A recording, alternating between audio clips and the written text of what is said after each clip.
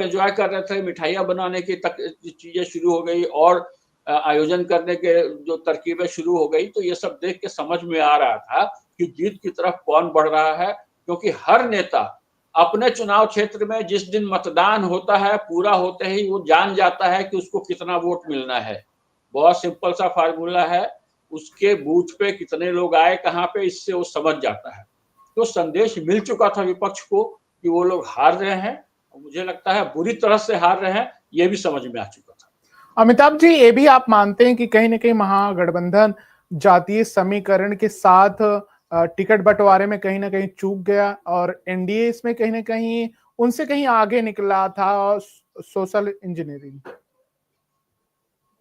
नहीं, मुझे नहीं लगता है कि तेजस्वी ने इस बार बहुत समझदारी से टिकट बांटे हैं, इसमें दो राय नहीं। कांग्रेस की गलती मान सकते हैं, कांग्रेस ने बहुत डिले किया, डिले टैक्टिक अपनाया और जो है वो राजद के साथ नहीं खड़ा हुआ, खड़ी ही नहीं हुई कांग्रेस।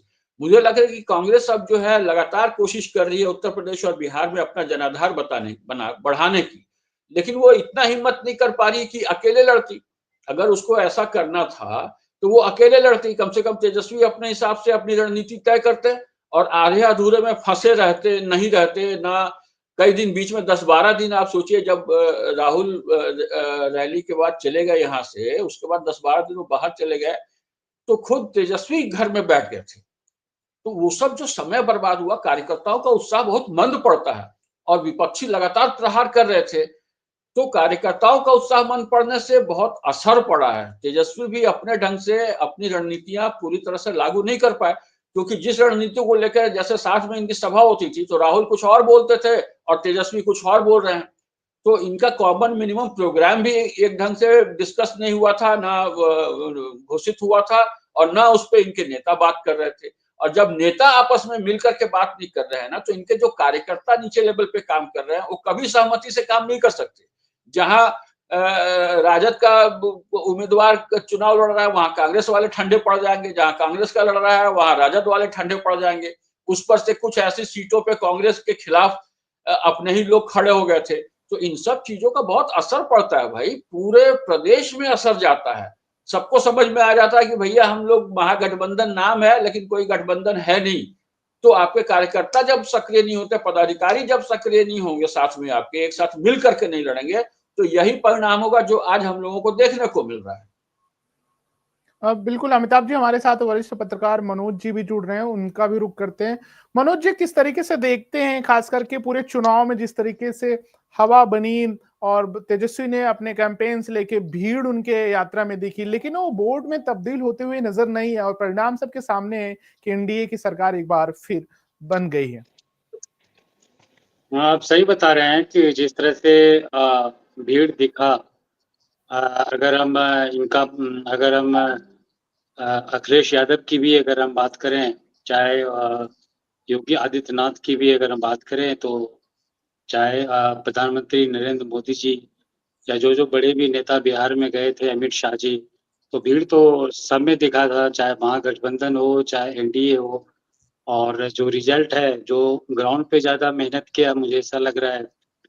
और जिस तरह से प्रशांत किशोर जी, जो इलेक्शन पोलिंग के 5-10 दिन पहले जो उनका एक रुझान या लोगों में जो एक अपील था और लोग जो उनको लाइक कर रहे थे, और लेकिन 10 दिन जो वोटिंग के 2-3 दिन पहले और जो उन्होंने अपना नॉमिनेशन नहीं भरा, तो ये भी एक इशू है। अगर वो शायद इलेक्शन लड़ते तो जन स्वराज का जो परफॉर्मेंस है थोड़ा कुछ हो सकता था, बढ़ सकता था।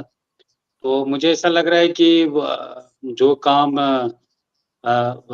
एलजेपी ने किया था 2020 के इलेक्शन में, मुझे लग रहा है कि प्रशांत किशोर इस इलेक्शन में नहीं कर पाए। और मैं ये कहूँगा कि जिस तरह से जेडीयू और चाहे भारतीय जनता पार्टी के साथ जाए या आरजेडी के साथ जाए, वो पार्टी या कोलिशन जो है स्ट्रांग हो जाता है। पहली बार जो है 2005 में जब नीतीश कुमार जी सीएम बने, तो बहुत मुश्किल से बने थे। हालांकि 2010 में जब भारतीय जनता पार्टी के साथ इलेक्शन लड़ी, तो प्रचंड बहुमत मिली है, शायद इस बार से भी ज़्यादा था। और लगभग 205-6 के आसपास था, तो पता नहीं इस बार आए, अभी तो हालांकि उसी ओर जा रहा है। और बिल्कुल रिकॉर्ड 2015 तोड़ में रहे हैं। 2010 के 2000 रिकॉर्ड से कहीं आगे निकल रहे हैं मनोज जी। हमारे साथ राजनीतिक जानकार अमनप्रीत भी जुड़ रहे हैं, उनसे भी रुक करेंगे, उनसे भी सवाल पूछेंगे। मनोज जी, ये चीज समझना है कि आप कौन कौन से फैक्टर मानते हैं कि कहाँ चूक गई महागठबंधन और एनडीए कहाँ एडवांटेज लेके आगे बढ़ा? क्या उस सुशासन बाबू के जो उनका कार्यकाल रहा उस पर जनता दोबारा भरोसा की, और जहां एक तरफ नौकरी देने की बात कर रहे थे, युवाओं के पलायन रोकने की बात कर रहे थे, दोनों में कहाँ जनता उनको कनेक्ट कर पाई? इनको क्या आप वजह मानते हैं मनोज जी? पहला तो मैं ये बोलूंगा कि एलजेपी और जदयू और भारतीय जनता पार्टी अगर तीनों स्ट्रांगली अगर लड़े तो उसके सामने कोई भी कोलिशन आएगा ना, तो वो बिहार में टिक नहीं पाएगा। पहला तो ये रहा। दूसरा ये रहा कि आरजेडी का जो इलेक्शन मैनिफेस्टो था, उसको किसी न किसी तरह से जो है जी जी, कुछ टेक्निकल प्रॉब्लम की वजह से संपर्क टूट गया। अमन प्रीत के पास आएंगे। अमन जी, किस तरीके से देख रहे हैं ओवरऑल आप पूरे इस चुनाव को, और क्या महिला एक बहुत बड़ा फैक्टर साबित हुई? जिस तरीके से महिला जीविका दीदी योजना हो गई, या महिलाओं के खाते में उनको सहायता पहुंचाना, समूहों के साथ नीतीश कुमार की पार्टी, उनकी सरकार काम करना, क्या महिला एक बड़ा वोट बैंक फैक्टर साबित हुई पूरे चुनाव में? जी, बिल्कुल, क्योंकि महिलाएँ जो हैं वो बढ़-चढ़ के वोट डालने आई और 71% से भी ज़्यादा ही उन्होंने वोटिंग करी है। हालाँकि बहुत सारी महिलाओं के जो वोट हैं वो एसआईआर में कट भी गए थे। फिर भी उसके बावजूद बम्पर वोटिंग हुई, महिलाएँ हुम-हुमा के जो वोट डालने आई हैं और उन्होंने अपना जो पसंद है वो दिखा दी है कि उनके नेता नीतीश कुमार ही हैं। शायद उसकी वजह शराबबंदी भी रही, क्योंकि शराबबंदी के कारण जो नीतीश कुमार जी ने बहुत अच्छा स्टेप लिया था अपने पिछले टाइम में, तो उसके कारण लोगों की आर्थिकता बहुत सुधरी है, लोगों की सामाजिक लाइफ जो है वो अच्छी हो गई है, तो महिलाएँ इसके लिए भी शुक्रगुज़ार थी नीतीश सरकार की। उसके बाद रिसेंटली में जो 10-10 हज़ार महिलाओं के खाते में डाले गए हैं, उससे उनको बहुत ज़्यादा मदद हुई है। जहाँ पे आपने भी देखा कि बिहार में बहुत ज़्यादा गरीबी है, वहाँ पे रोज़गार नहीं है, तो लोगों के पास जब 10,000 एक साथ बैंक में आए हैं, तो उनको बहुत ही खुशी हुई होगी। बहुत सारे काम उन्होंने अपने सोचा होगा कि इसे 10,000 से वो निपटा लेंगे। हालाँकि एनडीए ने ये भी वादा किया कि आने वाले समय में दूसरी किश्त भी इसकी डाली जाएगी। तो महिलाएँ जो जिनकी पेंशन पहले 400 थी, उसकी 1100 कर दी, वो भी उनको बड़ा फ़ायदा हुआ। तो फाइनेंशियल हेल्प जो मिल जाती है, उसकी वजह से भी मुझे लगता है कि महिलाएँ जो हैं, वो एक्सपेक्टर रही हैं इस चुनाव का। और इस इलेक्शन में सिर्फ़ महिलाएँ ही नहीं, मुझे लगता है युवा वोटर्स जो थे वो भी इसमें बढ़-चढ़ के उन्होंने हिस्सा लिया है। शायद उसकी वजह ये रही है कि करोड़ों रोज़गार जो देने का वादा एनडीए सरकार ने करा है, उसी से वो जो बेरोज़गार लोग, जो बेरोज़गार युवा वहाँ पे थे, वो एनडीए की तरफ अट्रैक्ट हुए हैं और उन्होंने अच्छे से वोट डाला है और उसी की वजह से वाईएम फैक्टर हम कहते हैं कि बिहार में पहले बहुत मायना रखता था, उससे ज़्यादा प्लस मुस्लिम आते थे, पर मुझे लगता है इस बार भी फैक्टर वाईएम ही था, पर इस बार यूथ और महिला महिला थे। अमिताभ जी, आपके पास आना चाहूंगा। अमिताभ जी, क्या आप ये मानते हैं कि कहीं ना कहीं जो प्रधानमंत्री की रैली हुई 16 दिनों में 14 रैलियां, 100 सीटों पे प्रभाव, योगी की 37 सभाएं लगातार, उसका असर कहीं ना कहीं बहुत ज्यादा फर्क पड़ा? और जो नीतीश से नाराजगी थी, या उनके पार्टी से जो एक बात चल रही थी चर्चा की इस बार बिहार बदलाव की तरफ बढ़ रहा, वो सब एक किनारे हो गया और राष्ट्रवाद, मोदी के चेहरे, ये सब पहले ही तमाम बोलना चीजें सामने आ चाहिए। नहीं, निश्चित रूप से मोदी जी के नाम से देखिए वोट पड़े हैं। नीतीश जी और मोदी जी के नाम पे वोट पड़े हैं। नीतीश जी से जो नाराजगी थी, असल में नाराजगी थी, इसमें दो राय नहीं है। लेकिन जिस तरीके से कि उनको मुख्यमंत्री नहीं बनाया जाएगा और राजद वाले जो है उनको टारगेट नहीं कर रहे थे और ये बताने की कोशिश कर रहे थे कि भाजपा उनको धोखा देगी, और भाजपा ने उसको पैचअप करने के लिए बताया कि भाई कोई वैकेंसी नहीं है, वही बनेंगे। इसकी वजह से भी थोड़ा सा और नीतीश जी को का बचाव हुआ। प्लस नीतीश जी को लेकर के महिलाएं काफी सजग हैं। देखिए नीतीश जी ने बहुत बढ़िया बढ़िया योजनाएं शुरू से दी है महिलाओं के लिए, और शराबबंदी एक बहुत बड़ा फैक्टर है। ग्रामीण इलाकों, निचले तबके के लोगों की महिलाएं जो हैं, उनके लिए शराबबंदी जो है एक वरदान की तरह आया था। नहीं तो उसके पहले शराब के चक्कर में लोग शराब पीते थे, सारा पैसा गंवा देते थे, महिलाओं के साथ, बच्चों के साथ मारपीट करते थे, घर में खाने को नहीं होता था। जो शराबी पियक्कड़ हो जाता था वो तो कमाना भी बंद कर देता था, और महिला किसी भी तरह से कुछ कमा के लाती थी, वो भी छीन करके जाके दारू पी जाता था। तो एक बहुत बड़ी मुसीबत से उसे बचाया गया है, क्योंकि अब खुलेआम कोई शराब पी करके नौटंकी न बदमाशी नहीं कर सकता, ना महिलाओं पे हाथ उठा सकता है। तो ये एक बहुत बड़ा फैक्टर है। तो कहीं ना कहीं महिलाओं के मन में नीतीश जी के प्रति एक काफी अच्छी भावना है कि इस व्यक्ति ने हमारे लिए कुछ ऐसा किया है कि हम बहुत बड़े संकट से बचे हैं। और जब शराब से पैसा बचता है तो घर में लगता है, खाने पीने में लोगों की सुविधा हुई, बच्चों की पढ़ाई लिखाई बेहतर होने लगी। उसके बाद जीविका दीदी जैसी योजनाएं, बच्चियों को पढ़ने के लिए साइकिल प्रोत्साहित करने के लिए, और लड़कियों में काफी कॉन्फिडेंस बढ़ा। जो राजद के समय का जो जंगल राज कहते हैं ना, देखिए चूंकि वहां सरकार शामिल हो गई थी माफिया के साथ, तो जनता को बचाव का कोई रास्ता नहीं नजर आता था। इसीलिए वो बुरा स्वप्न आज भी जनता के दिमाग से उतरता नहीं है। और इस बार भाजपा ने खूब याद दिलाया है, मोदी जी ने खूब याद दिलाया है, दोबारा उन जख्मों को उधेड़ दिया है। तो बहुत सारी गलतियां जो थी नीतीश सरकार की, वो उसके सामने छोटी नजर आई लोगों को।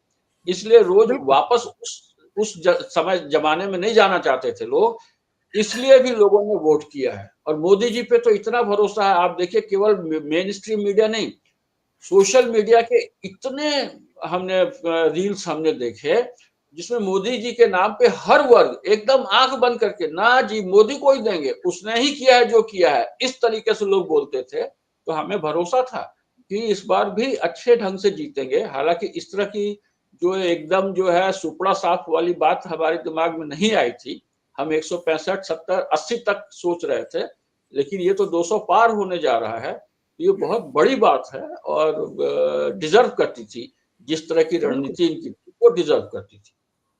अमिताभ जी, आप मानते भी हैं कि जो केंद्र सरकार की तरफ से 5 किलो राशन, वो भी कहीं न कहीं एक बहुत बड़ा फैक्टर रहा, और केंद्र सरकार की डबल इंजन की जो बात होती है, उस पे बहुत ज़्यादा भरोसा रहा, और कंपेयर टू महागठबंधन ये चीज़ें कन्वे नहीं कर पाया, या वो भरोसा इस तरीके से नहीं जीत पाया?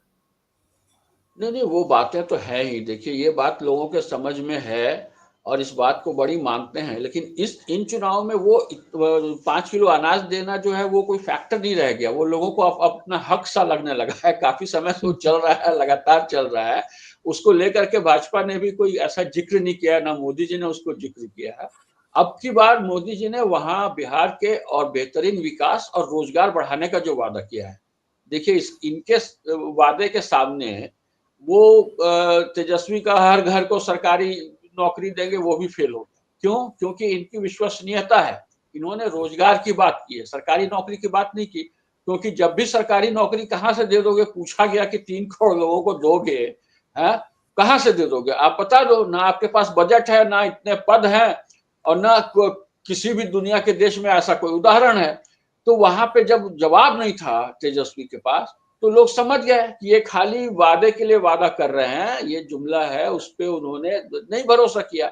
इन्होंने रोजगार के लिए बात की 1 करोड़, तो बात सही है। आपको मैं बता दूं कि जो रोजगार योजनाएं मोदी की रही हैं, जो मुद्रा योजना खास करके रहा है और स्वनिधि योजना रही है, उसके तहत इस देश में बहुत करोड़ों की संख्या में रोजगार पैदा हुए हैं। 10,000 जो अभी दिया गया है, आप सोच सकते हैं ग्रामीण इलाकों में सब्जी बेचने से लेकर बकरी पालन, मुर्गी पालन, बांस की सूप टोकरी बनाना, बहुत सारे हथकरघा उद्योग शुरू कर सकती हैं महिलाएं, सिलाई कढ़ाई, बहुत सारे काम अमिताभ छोटे जी, छोटे। आपको रोकना चाहेंगे, इस वक्त की सबसे बड़ी खबर आ रही है अक्सर से, अब बीजेपी नेता आनंद मिश्रा जीत चुके हैं। आनंद वही हैं जो अभी वो जनसुराज भी ज्वाइन किए थे, एक आईपीएस अधिकारी भी हैं, उनकी बड़ी जीत हुई है, और मेहता भी जीती हैं गोविंदपुर से, और उनकी भी एक बड़ी जीत हुई है, और अभी चुनाव आयोग की घोषणा। लेकिन जो वहां हमारे रिपोर्टर हैं, वहां से पता चल रहा है ये काफी बड़ी जीत है। साथ में एक और अपडेट आ रहा है कि नीतीश के आवास पे एनडीए नेताओं के साथ बैठक हो रही है। अमिताभ जी, आप पे लौटूंगा, उससे पहले मैं अमनप्रीत के पास चलूंगा। क्या आपको लगता है कि शराबबंदी जैसा मुद्दा एक बड़ा मुद्दा रहा, जबकि ये भी एक सच है, प्रशांत किशोर ने भी कहा, मैंने भी ग्राउंड रिपोर्टिंग में वो चीजें देखी, वहां शराब आज भी उसी लिहाज से बिक रही है और रोक नहीं, उतना अंकुश नहीं लगाया जा सका जो लगाना जाना चाहिए था। किस तरीके से आप ओवरऑल देख रहे हैं और इस पे आप आपका क्या रिएक्शन है, किस तरीके से ओवरऑल आप देख रहे हैं? देखिए, नो डाउट शराबबंदी जो था बहुत अच्छा फैसला था। नीतीश कुमार जी ने बहुत सोच समझ के वो स्टेप जो है बहुत उठाया था, पर उसका जो रिजल्ट है वो उस हिसाब से नहीं आया जिस हिसाब से सरकार चाहती थी। क्योंकि आज भी वहां पे शराब मिल रही है और पहले से ज्यादा महंगी मिल रही है, तो उस हिसाब से मतलब इतना पॉजिटिव रिजल्ट नहीं आया। पर हाँ, ये चीज है कि महिलाओं को ऐसा लगा कि मना तो करी है। प्रशांत किशोर की आपने बात करी, प्रशांत किशोर ने तो कहा था कि जैसे ही हमारी सरकार बनेगी तो हम सबसे पहले शराब जो है, शराबबंदी को हटाएंगे। उनका कारण ये था कि जब शराबबंदी हटा दी जाएगी अमन तो जी, आपको रोकना चाहते हैं, इस समय बड़ी खबर आ रही है, मैं आपको बता दूं 38,586 वोटों से जीत हासिल की है, बड़ी जीत है ये अनंत जी की। और साथ में और सीटों पे बहुत रुझान आ रहे हैं। जेडीयू के रामचंद्र सदा ने बड़ी एक जीत दर्ज की है, ये उनके कद्दावर नेताओं में से एक माने जाते हैं। साथ में कुछ और सीटों के अब आंकड़े लगभग स्थिति पूरी तरीके से साफ हो चुकी है कि एनडीए की सरकार बन रही है। और साथ में अगर बात करें, बीजेपी अब तक 93 सीटों पे एक बड़ी बढ़त के साथ आगे है और कल्याणपुर से जेडीयू भी के खाते में गई है। जेडीयू 84 सीटों के साथ आगे है, आरजेडी 26 सीटों पे है। कांग्रेस का पूरी तरीके से खेल खत्म होता नजर आ रहा है, जिसमें मात्र 4 सीट आने की संभावना है। वहीं बिहार बीजेपी प्रभारी विनोद तावड़े का एक बयान भी आया कि महागठबंधन ने बड़ी बड़ी घोषणाएं की, लेकिन वो धरातल पे कैसे उतारते उस पे जनता भरोसा नहीं किया। हम सभी ने मिलकर इसे सफल किया है और इन सब को चीजों के लेकर महागठबंधन पे उन्होंने सवाल भी उठाया और साथ में एनडीए के काम को उन्होंने बताया कि हमने काम किया है और उसका प्रमाण हमको मिला है जनता के वोट के रूप में। और अभी नीतीश कुमार अपने आवास पे एनडीए के बड़े नेताओं के साथ बैठक कर रहे हैं। अमिताभ जी, आपके पास लौटूंगा। अभी कुछ देर पहले जेडीयू के ट्विटर अकाउंट से एक ट्वीट किया जाता है, फिर उसे डिलीट किया जाता है, जिसमें नीतीश कुमार के मुख्यमंत्री और डिप्टी सीएम को लेकर ट्वीट था, डिलीट किया जाता है आनन फानन में। क्या आपको लगता है कि कहीं जो राजनीतिक गलियारों में सुगबुगाहट है, नीतीश कुमार की जगह पे बीजेपी अपना कोई चेहरा ओवरऑल तो बीजेपी अभी तक वहां बना नहीं पाई है बिहार में, लेकिन कोई नया चेहरा आपको देखने को मिल रहा है या कोई ऐसी राजनीति चर्चाएं? नहीं, ऐसी कोई गलती बीजेपी नहीं करने जा रही है। जहां तक मेरी समझ बताती है कि बीजेपी कोई ऐसी गलती नहीं करने जाएगी। बीजेपी ज्यादा से ज्यादा गृह मंत्री का पद जो है वो लेना चाहेगी। आने वाले सरकार में, नई सरकार के गठन में बीजेपी गृह मंत्री का पद जरूर लेना चाहेगी, क्योंकि बिहार में अपराध और भ्रष्टाचार अब एक बहुत बड़ा प्रश्न बन चुका है। और इसको लेके आपको याद होगा, इलेक्शंस के कुछ 2-4 महीने पहले अचानक कुछ आपराधिक घटनाओं में बड़ी वृद्धि हुई थी। सरेआम गोली मारना, लूटना जैसे घटनाक्रम जो चल रहे थे, उससे बिल्कुल सरकार की बिल्कुल, बहुत रोकना चाहूंगा अमिताभ जी, एक जो अब शायद आज शाम तक प्रेस कॉन्फ्रेंस भी करें नीतीश कुमार, अभी वो अपने आवास पे एनडीए के बड़े नेताओं के साथ बैठक कर रहे हैं, क्योंकि 6 बजे प्रधानमंत्री बीजेपी कार्यालय दिल्ली में जाएंगे कार्यालय में, और 5 बजे जो खबर आ रही है कि पटना बीजेपी कार्यालय पे जश्न का माहौल है, वहां बड़े नेता पहुंचने वाले हैं। लेकिन उसमें सबसे पहले एक जो बड़ी खबर है अब तक की, कि नीतीश कुमार एनडीए नेताओं के साथ बैठक कर रहे हैं। उसके बाद क्या कुछ अपडेट आता है, सबकी निगाहें उस पर टिकी होंगी, क्योंकि बहुत सारे सवालों का जवाब भी मिलेगा। क्योंकि राजनीति से लेके पत्रकार के बीच में जो चर्चाएं हैं और आम पब्लिक जो वोट दी है नीतीश के चेहरे पे, क्या यहाँ कुछ नया अमित शाह और मोदी कोई नया राजनीति समीकरण एक्सपेरिमेंट करने वाले हैं, वो देखना बनता है। कंप्लीट करें अमिताभ जी, आप कह रहे थे अपनी बात। नहीं, मैं बहुत स्पष्ट कह रहा हूं कि देखिए, मुख्यमंत्री के चेहरे में परिवर्तन नहीं आने वाला। बीजेपी ऐसा कोई रिस्क नहीं लेने जा रही है, जो मेरी समझ है यहाँ पे। क्योंकि बीजेपी इस बात को कह चुकी है और सबने देखा है कि जब बीजेपी ने इस बात को कहा है, उसके बाद जिस ढंग से अभी लैंडस्लाइड विक्ट्री मिली है, तो कोई भी ऐसी गलती बीजेपी नहीं करेगी, क्योंकि आने वाले दिनों में इसको बंगाल में भी चुनाव लड़ना है। वो नहीं चाहेगी कि ऐसा कुछ हो। हालांकि अब जिस तरह की जीत मिली है, उससे ऐसा लग सकता है कि कुछ लोगों की महत्वाकांक्षाएं बढ़ें, लेकिन नीतीश कुमार के कद का या उसके आसपास भी कोई बीजेपी के पास नेता ही नहीं है जो नेतृत्व कर सके। कोई ऐसा उभरता चेहरा भी मैं नहीं देखता हूं जिसके अंदर पोटेंशियल, जिसको कहते हैं क्षमताएं, हम देखें वो एक बहुत अच्छे ढंग से पढ़कर लीड कर सकता है। ऐसा नेता मुझे अभी तो नहीं दिख रहा है बीजेपी में। ये बीजेपी के लिए एक बहुत बड़ा माइनस पॉइंट है। इसलिए बीजेपी अभी ऐसा कोई प्रयोग नहीं करने जा रही वहां पे। हाँ, जो मुझे लग रहा है कि जरूर वो गृह मंत्रालय अपने हाथ में लेना चाहेगी, ताकि यहाँ के कानून व्यवस्था को वो सही करे।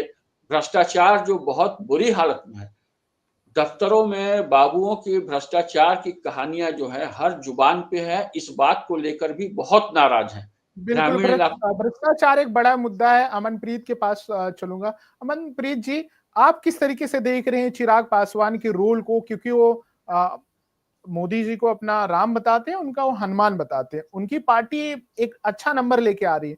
क्या आप देख रहे हैं, किस तरीके से कैबिनेट में, सरकार में चिराग पासवान का रोल आप देख रही हैं, उनकी पार्टी का? देखिए, जब उनको सीट का बंटवारा हो रहा था और उनको 29 सीट्स दी गई थी, तब नीतीश जी नाराज थे। पर आज उनका रिजल्ट देख के 29 में से 22 पे वो लीड करते हुए जब नजर आए, तो उस हिसाब से स्ट्राइक रेट भी अगर उनका देखा जाए तो पिछले इलेक्शन के कंपैरेटिवली उन्होंने इस बार ग्रो किया और लीड कर रहे थे, वो अच्छी बात है। तो अगर 101 की जब बात हुई थी कि दोनों जो भाजपा और जेडीयू हैं वो 101 सीट रखेंगे, तो जब एक बड़ा भाई और छोटे भाई वाली बात आई कि नीतीश कुमार को ऐसे पसंद नहीं आया कि बराबर बराबर सीटें दी गई हैं, और उनको ये बात तो बिल्कुल ही पसंद नहीं आई कि चिराग पासवान को इतनी सारी सीटें दी गई हैं।